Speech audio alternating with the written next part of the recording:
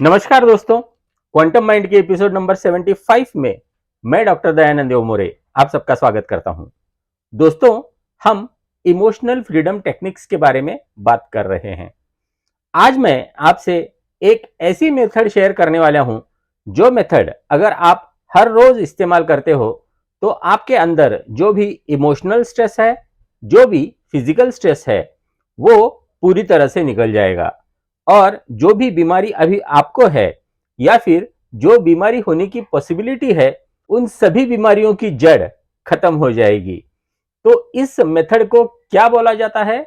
इसे बोला जाता है पीपीपी, मतलब पर्सनल पीस प्रोसीजर। ये मेथड हमें हर रोज करनी है। जैसे कि मैंने बोला था कि हमारे जो भी प्रॉब्लम्स हैं, उन सभी प्रॉब्लम्स के जड़ में कोई ना कोई इमोशन होता है और उस इमोशन से जुड़ा हुआ कोई इंसिडेंस भी हो सकता है जिसमें अभी भी चार्ज बाकी है। तो उन सभी इंसिडेंसेस को, इवेंट्स को हमारे मन से हमें निकालना है। तो मैं इन्हें टाइम बॉम्ब बोलता हूं। जो भी बचपन से ऐसी यादें हमारे अंदर पड़ी हुई हैं, जो यादें हमें आज भी तकलीफ दे रही हैं, तो उन यादों का जो ट्रांसफॉर्मेशन है, उन यादों का रूपांतरण जो है, वो किसी न किसी प्रॉब्लम में हो जाता है। तो उन यादों को कैसे निकाल बाहर फेंकना है, तो वो पर्सनल पीस प्रोसीजर में आता है। दोस्तों, मैंने बोला था टैपिंग ट्री टेक्निक में कि लक्षण तो बाहर के होते हैं, मतलब कोई भी प्रॉब्लम के जो लक्षण हैं वो सभी बाहर के होते हैं, लेकिन उनको नरिशमेंट कहां से मिलता है, वो लक्षण आते कहां से हैं? सबसे पहले तो इमोशंस, उसके अंदर होते हैं इवेंट्स, और सबसे लास्ट में जहां से नरिशमेंट मिलता है वो होते हैं बिलीफ्स। तो इन सभी चीजों पे हमें काम करना है। तो सबसे पहले हम स्टार्ट करते हैं इवेंट्स से। तो हर रोज हमें क्या करना है? हर रोज हमारे पास्ट लाइफ में मतलब अतीत में जो भी घटा है, उन इंसिडेंसेस को एक नोटबुक में लिखना है। बहुत बार ऐसे हो सकता है कि लोगों को लगता है कि मेरे पास्ट में तो कोई ऐसा इंसिडेंस हुआ ही नहीं है कि जिसको मैं निकालना चाहूं, या कोई ऐसा आदमी नहीं है जिसे मैंने फॉरगिव नहीं किया है। ऐसे भी आप सोच सकते हो। तो इसके लिए मैं एक तरकीब आपको बताता हूं कि इसको कैसे फाइंड आउट करना है। थोड़ी देर शांत बैठिए और अपने नोटबुक में अपना जो एज है उसको डिवाइड कीजिए, 0 to 5 years, 5 to 10 years, 10 to 15 years, 15 to 20 years, like that.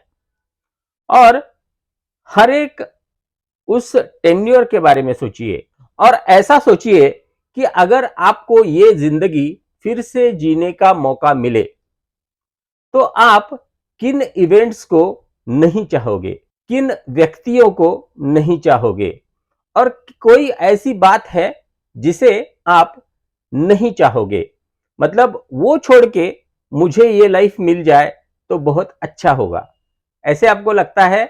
ऐसे इंसिडेंसेस के बारे में सोचिए। मतलब आपको आपका पूरा जो जीवन है वो फिर से जीना है मन में, लेकिन उन इंसिडेंसेस को आइडेंटिफाई करना है जो आपको लगता है नहीं होने चाहिए थे। तो आपको ऐसे इंसिडेंसेस लिख लेने हैं। अभी आपको सभी इंसिडेंसेस याद आए ऐसा जरूरी नहीं है, लेकिन जितने भी याद आते हैं उतने इंसिडेंसेस को आप लिखिए। सिर्फ उनका टाइटल लिखिए कि ये इंसल्ट या फिर फियर। तो ऐसे नोटबुक में आप लिखिए। और आपको क्या लगता है कि सबसे ज्यादा जरूरी कौन सी घटना है जिसको निकाल फेंकना जरूरी है या फिर निकालना जरूरी है? तो सुबह 10 मिनट निकालिए और 10 मिनट में आप उस इंसिडेंस पे टैपिंग करोगे। अब आपको तो ये मैंने बताया नहीं कि इंसिडेंसेस पे टैपिंग कैसे करते हैं। तो आज मैं एक मेथड शेयर करता हूं कि कोई भी इंसिडेंस अगर हमारे अंदर से निकालना हो तो उसके लिए टैपिंग कैसे किया जाता है। तो आप इसे बोला जाता है मूवी टेक्निक। तो आप ऐसी कल्पना कीजिए कि आपके सामने की जो वॉल है वो एक पर्दे में कन्वर्ट हो गई है और जो इंसिडेंस आपको निकालना है वो इंसिडेंस उस पे हो रहा है। तो आप उसको धीरे धीरे स्लो मोशन में देखना स्टार्ट कर दीजिए। एक ऐसा क्षण आएगा जहां पे आपके इमोशन का सर्ज, आपके इमोशंस ये एकदम से बढ़ जाएंगे। आपको एक तो गुस्सा आएगा या आपको फियर लगेगा, जो भी है। तो एक ऐसा क्षण होगा उसमें जहां पे वो सर्ज आएगा, तो वहां पे मूवी को स्टॉप कीजिए और बाद में टैपिंग करना स्टार्ट कर दीजिए कि हालांकि जब इस आदमी ने ये बोला था, बोलिए वहां पे जो हुआ था जिसकी वजह से आपको वो इमोशनल सर्ज आया है, तो इस आदमी ने ये बोला था, वहां पे मुझे बहुत गुस्सा आया था, फिर भी मैं खुद को स्वीकारता हूं। तब मुझे बहुत गुस्सा आया था, फिर भी मैं खुद को स्वीकारता हूं। तो ये प्रोसीजर तो सेम है। मुझे गुस्सा आया था, मुझे XYZ आदमी पे गुस्सा आया था, मुझे XYZ आदमी पे गुस्सा आया था। तो आप उस इमोशन पे टैप कीजिए।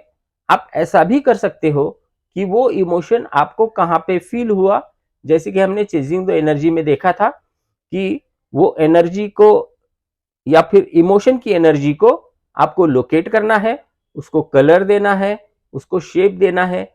ये भी सारी चीजें आप इसमें कर सकते हो। EFT में ऐसे हार्ड एंड फास्ट रूल्स नहीं है, आप आपके हिसाब से उसको चेंज कर सकते हो।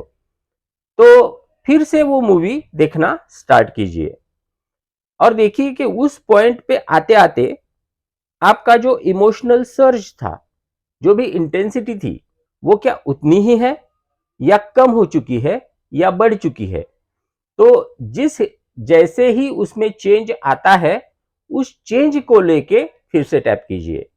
हालांकि मुझे लगता है कि ये गुस्सा अब बढ़ रहा है, मुझे ज्यादा गुस्सा आ रहा है, फिर भी मैं खुद को स्वीकारता हूं।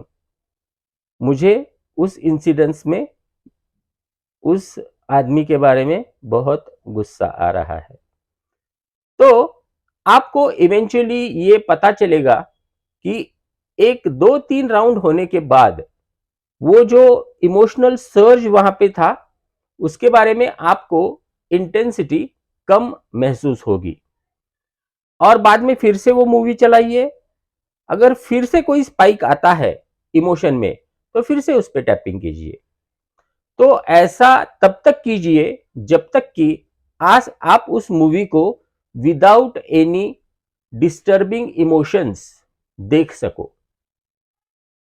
आपकी समझ में आ रहा है? तो उस वक्त आप ऐसा बोल सकते हो कि उस इवेंट में जो भी इमोशनल चार्ज था वो अब निकल चुका है। तो दोस्तों, इस चीज की प्रैक्टिस करने के बाद आपको समझ में आना स्टार्ट हो जाएगा कि इसका एप्लीकेशन आप किस तरह से सबसे अच्छी तरीके से कर सकते हो। इसके लिए और भी बहुत सारी टेक्निक्स हैं जो कि मैं इस सीरीज में नहीं कवर कर सकता, क्योंकि ये सीरीज बहुत ही लंबी हो जाएगी। तो अभी आप पर्सनल पीस प्रोसीजर में हर रोज एक बॉम्ब को डिफ्यूज कर दोगे। शायद ये हो सकता है कि एक दिन के टैपिंग के बाद आपको ऐसा एक इंसिडेंस याद आ जाए कि जो शायद पहले आपको याद नहीं आया था, क्योंकि EFT करने से जो अंदर दबा पड़ा है वो धीरे धीरे बाहर आना स्टार्ट हो जाता है। तो इसे बोला जाता है पर्सनल पीस प्रोसीजर। उसके साथ आप EFT विथ 36 ब्रेथ्स कर सकते हो, जिसकी वजह से आपके हेल्थ में सुधार आना स्टार्ट हो जाएगा। तो दोस्तों, हम EFT की सीरीज को यहीं तक रखते हैं। आपको ये सीरीज कैसी लगी? अगर आपको अच्छी लगी हो तो कमेंट में जरूर बताइए। अगर इस वीडियो सीरीज ने आपके लाइफ में कुछ वैल्यू ऐड की हो तो मुझे जरूर बताइए और ये अपने दोस्तों के साथ, परिवारों के साथ जरूर शेयर कीजिए, क्योंकि शायद इससे किसी की जिंदगी संवर सकती है या फिर जिंदगी बच सकती है। तो दोस्तों, आने वाले एपिसोड्स कौन से होने वाले हैं, थोड़ा उनके बारे में मैं बात करता हूं 1 मिनट तक।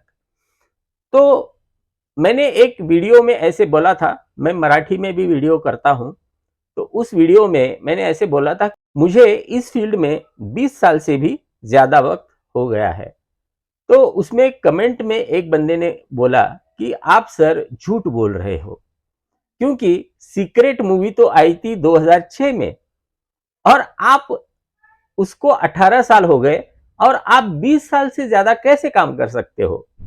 बहुत से लोगों को ऐसे लगता है कि ये जो सब्जेक्ट आया है वो 2006 में आया है, लेकिन ऐसा नहीं है।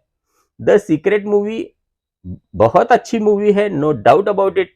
उस मूवी की वजह से अवेयरनेस बहुत आया है, वो मूवी देख के बहुत लोगों ने वीडियोस बनाए हैं, आई नो।